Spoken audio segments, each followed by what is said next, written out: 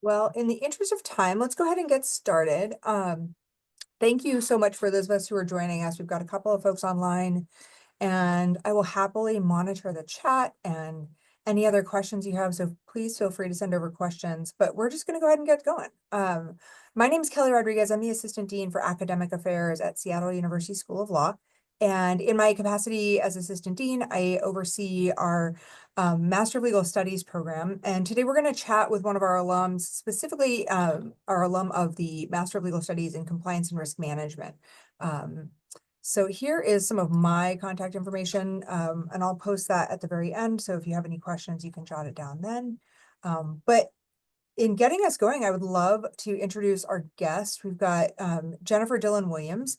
And Jennifer, if you could just give us a brief overview of kind of like your path into this capacity. You come at this space from a really different place than a lot of our alums. So I'd love to hear more about that and your journey as an attorney and kind of into compliance. And then we'll dive into kind of regulations and regulatory authority. So thank you again so much for joining us. It's really great to have Sure, you. absolutely. So I'm Jennifer Dillon Williams, and in addition to being an attorney, I also work for the state of Washington for the Department of Children, Youth, and Families.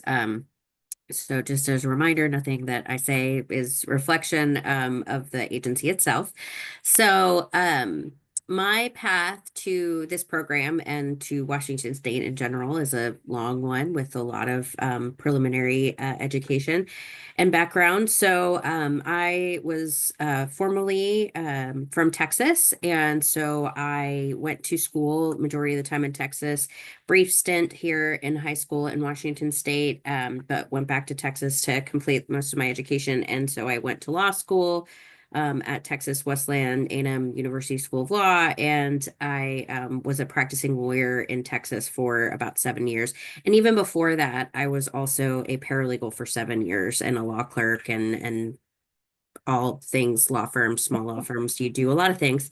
And so during that time, I mostly practiced family law, civil litigation, personal injury law, wills and estates, real estate, did lots of different things, general civil practice. And so I really always thought I would be a litigation attorney, always thought that I would own my own firm.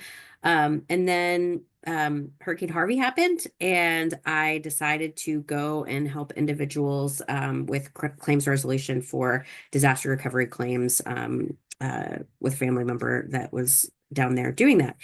And what I found during that time is risk is a huge spectrum of different things that can happen, all the way from a catastrophic natural disaster to, you know, a family law case. And so I think that it really put things in perspective just in my life in general. And so it really resulted in me wanting to make a big change and wanting to do something more involved in government and nonprofit sector.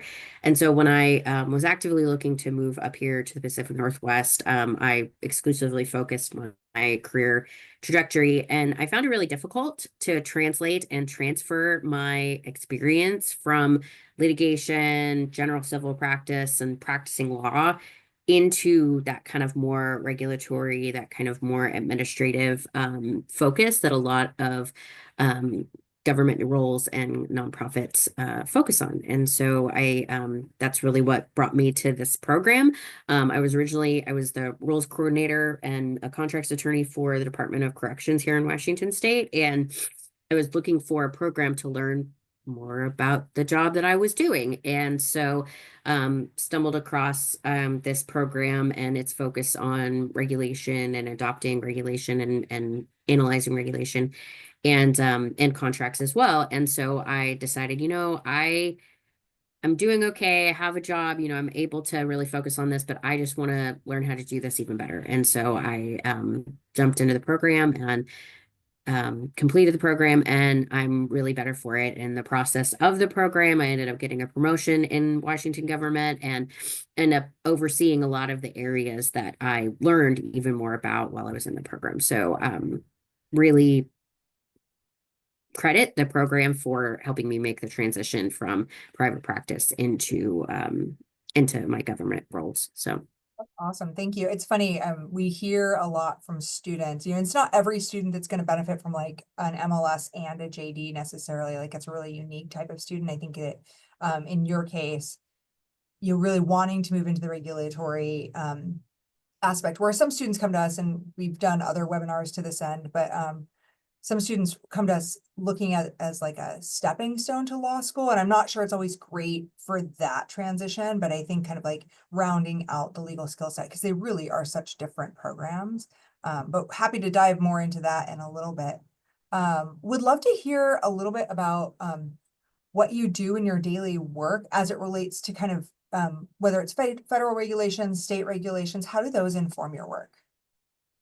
Yeah, and so as I said, I was formerly the rules coordinator for the Department of Corrections, and now the Policy and Rules Office sits within my purview. And so we, as an agency, actually create the regulations for like childcare providers, for foster care providers.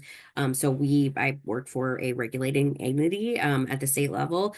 But what that ultimately requires is that we have to look at more broadly the federal regulations and how they impact us. And as we know, and as we'll discuss here, that does have a lot of impacts on people's day-to-day life, whether it be their ability to get childcare through and by and through our agency, through our regulations, or whether or not they're going to get concrete goods for, when they're in foster care, or if they're kinship placement. So I think that it's a really critical time to be having this discussion and having this conversation, because people have a lot of broad range of understanding of what regulations at both the state and federal level and how they interplay between each other. And it can have direct impacts on things like uh, poverty, food insecurity, housing insecurity, just all of those things have a nexus in this space.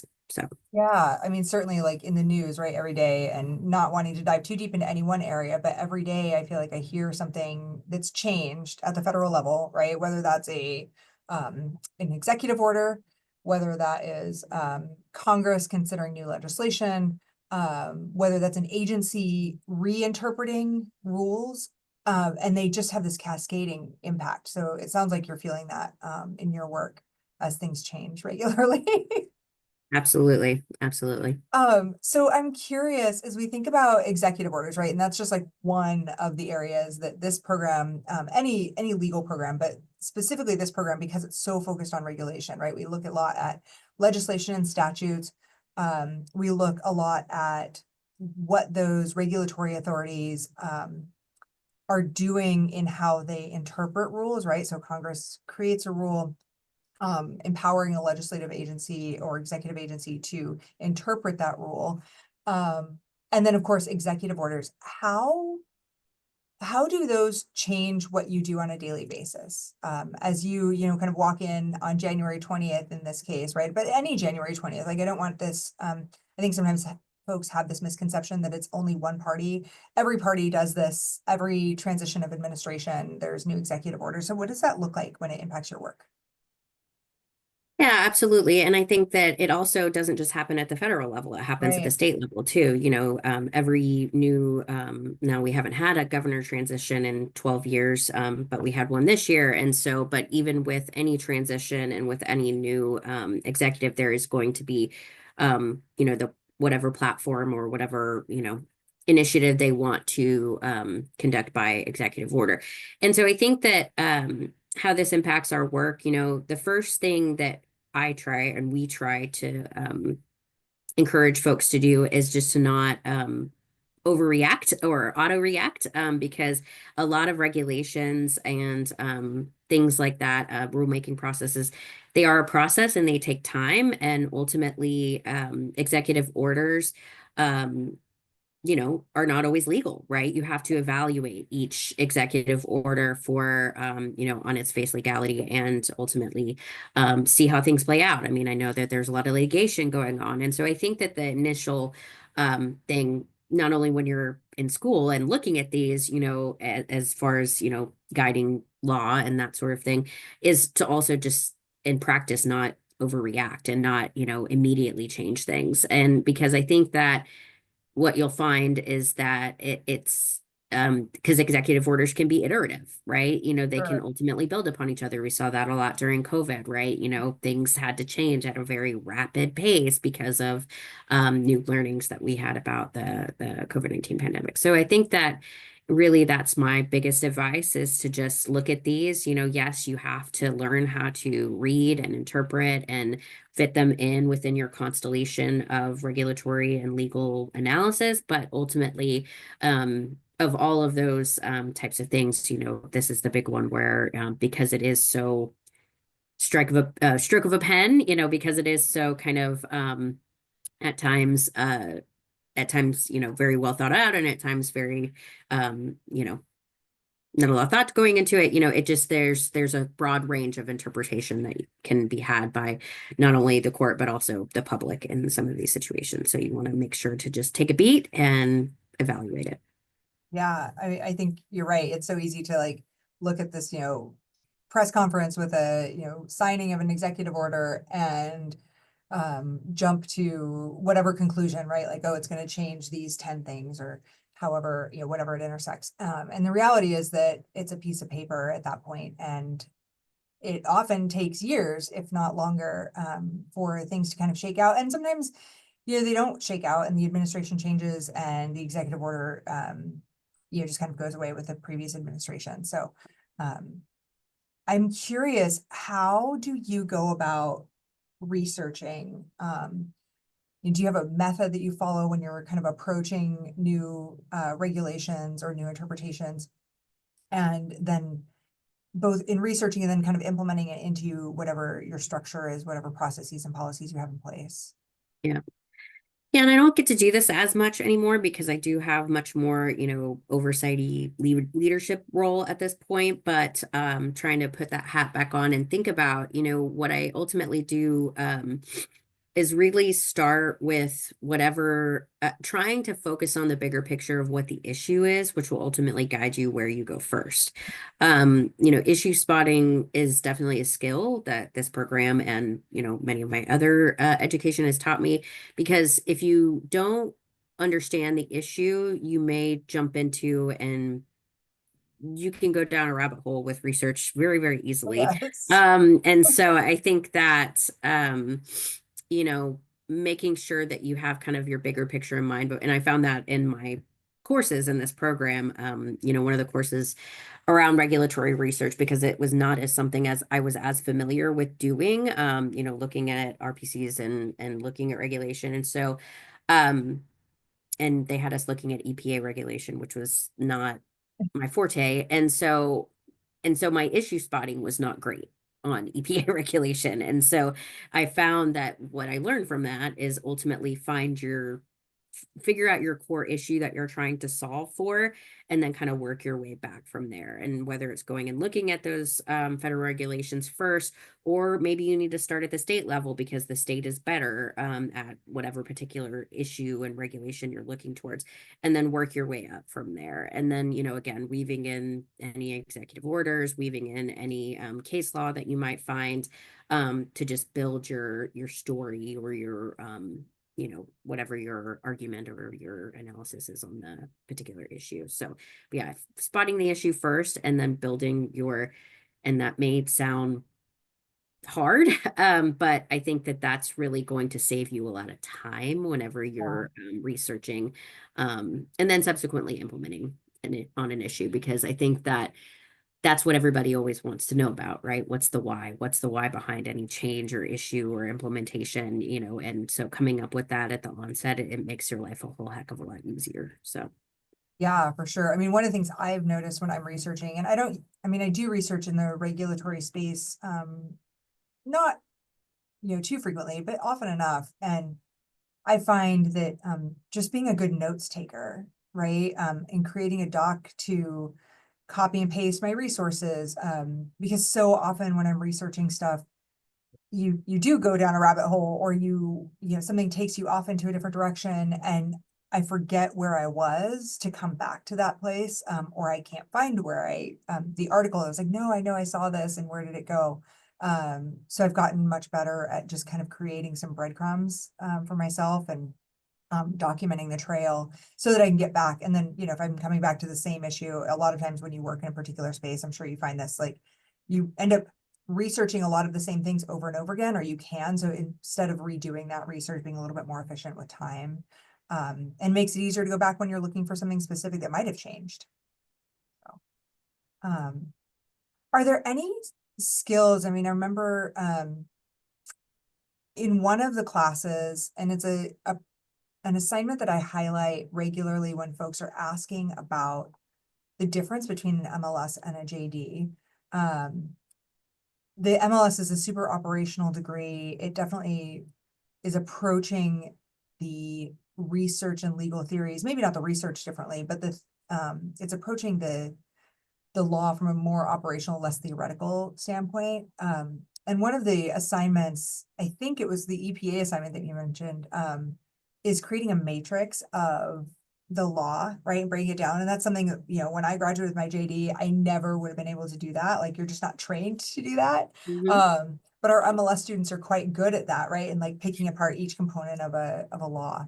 I'm curious, how that approach, being different from a JD, informs your work. And is there anything else in like the MLS space that really honed some of those skills or taught you to approach that work differently? No, you're absolutely right. And that assignment with the regulatory, again, as I said earlier, it was very eye-opening. And what it really gave me, and what I really, it gave me kind of this is gonna sound very cliche, but I always found that like theoretical law stuff was not my thing. And so I really thought that, going into practice was gonna be more my thing. And then I found that practice even got the operational side was really where I found my niche and my opportunity and my love of the law again, if that makes sense Yeah, and very no, I hear that. cliche. Because I think that when I found that the law can actually do things, that and operationalize and implement and make change in people's lives as a tool, right? As opposed to something purely theoretical, and that I was able to really translate that. And the way that I've translated that really into my work is just being able to view, there are those lawyers who are very into the rule of law, as they should be, but viewing the law more of a tool actually help me understand it in a way of getting further upstream in the things that really impact people, right? Whether it's, some of the issues that we talked about earlier about poverty or food insecurity and that sort of thing, of like recognizing that the law is only one piece of the tool in that toolbox of being able to really affect a change in a particular person or family's life, right? And so one of the so that assignment, definitely breaking it down in a completely different way. It wasn't in like outline form or essay question form. It was much more, Uh-huh. in a spreadsheet, right? We Right. use a lot more spreadsheets in this program than you do in law school, for Oh, sure. for sure. Yeah.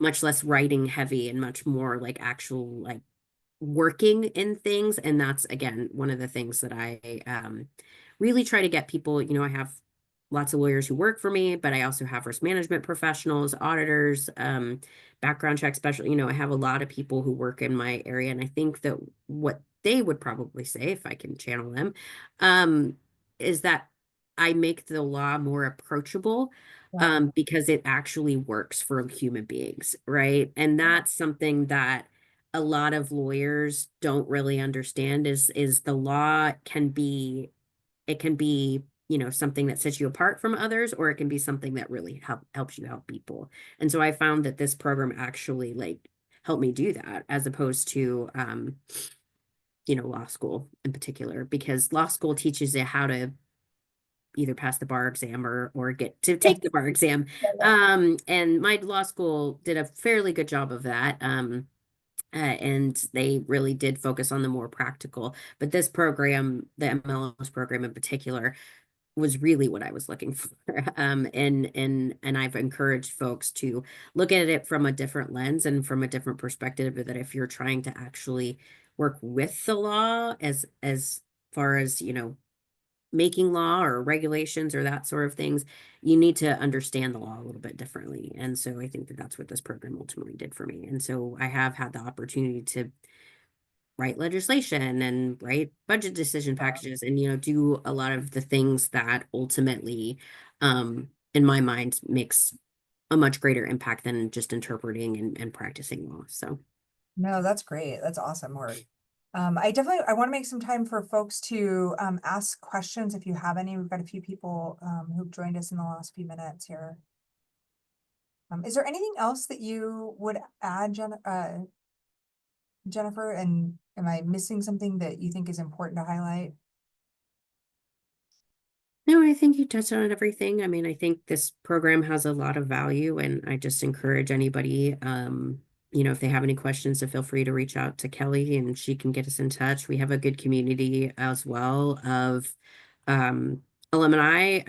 We have a LinkedIn page, and so just reaching out and establishing those connections and understanding what other folks do in this space is also really valuable. The people that I were in a cohort with, and their backgrounds, like many of them were 20 plus years Oh, information yeah. security professionals, and medical compliance professionals. And that really shaped and helped me understand that, there are folks outside of even just the legal community that probably know way more than me about those particular areas. And Yeah. so learning from those individuals, given their background, skills, and expertise, has really rounded out my skill set and actually allowed me to move into some of those sectors of like information security and privacy and have those additional academic and professional interests. So 100%. Our cohorts are quite diverse in experience and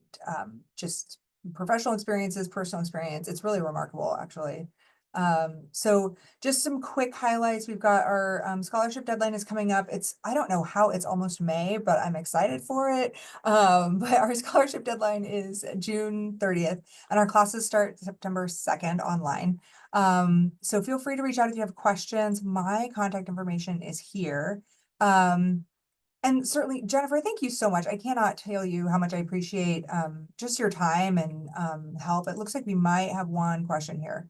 Um, yeah, okay, so here's a good question. Can we explain how the program differentiates between compliance versus enterprise risk management training? I'm gonna do my 2 cents. I think you're gonna have a better answer for this, but I think that the way that we approach compliance um, in the program is I would see enterprise risk management as like one function of compliance. I think we in the faculty side and the students too, like I think everybody comes to the space really appreciating that compliance is, for lack of a better way of phrase, uh, oh, this is so like cliche. Compliance is baked into everything that we do. I've seen folks come into this program from, like Jennifer was saying, so many different areas. I've seen them move from healthcare to cybersecurity and streaming to hardware compliance, right? Like I think we view compliance as a skill set, and that skill set being comprised of synthesizing many different areas, right? Regulation, statutes, best practices, right? Like a bunch of different resources, synthesizing, analyzing, and then communicating them out, right? Whether that's in policies, procedure, or legislation. So I think if we're doing it well, compliance is a methodology or a way of thinking, and then enterprise risk management, I imagine, is the way some folks choose to implement some of those compliance tools. So I'm not sure if you've got a kind of a better how you perceive it or a better answer for that, Jennifer.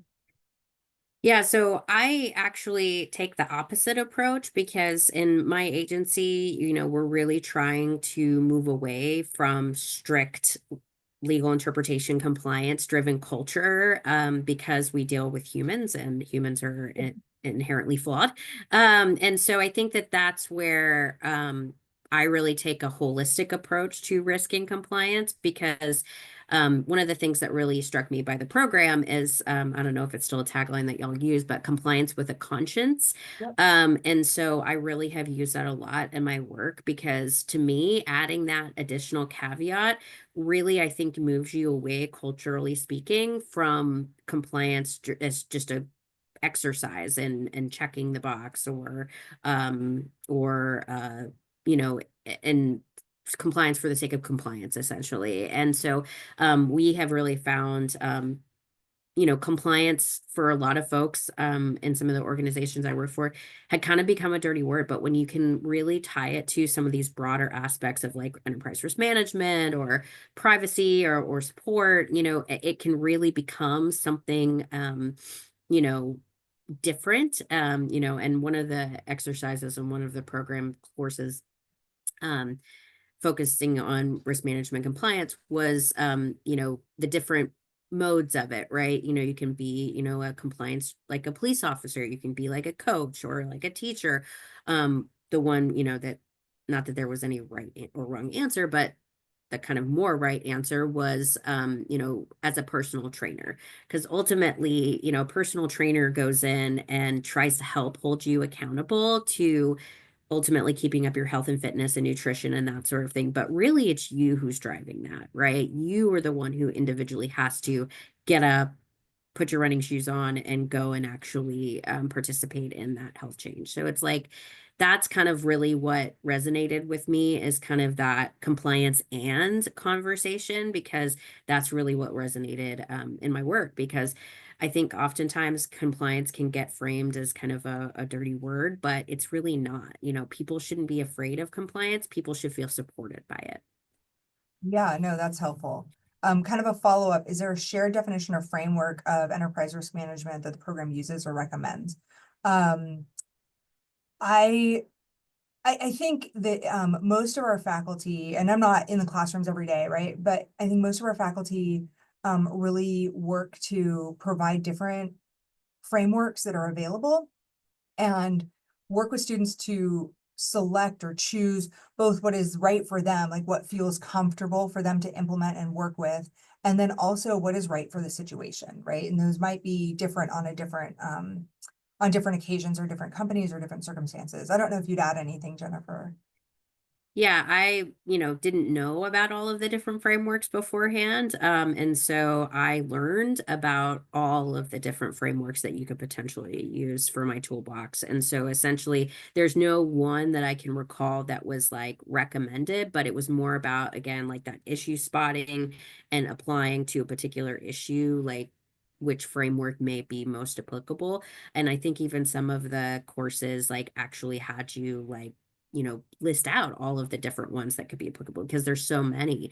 And you could make a argument in any particular issue or circumstance, that one may be better than the other based upon your own circumstances. So it's more so learning about all of the frameworks and then figuring out what your best foot forward is and what, kind of your own analysis to come to that conclusion. So it's more about the journey than the actual Yeah. approach.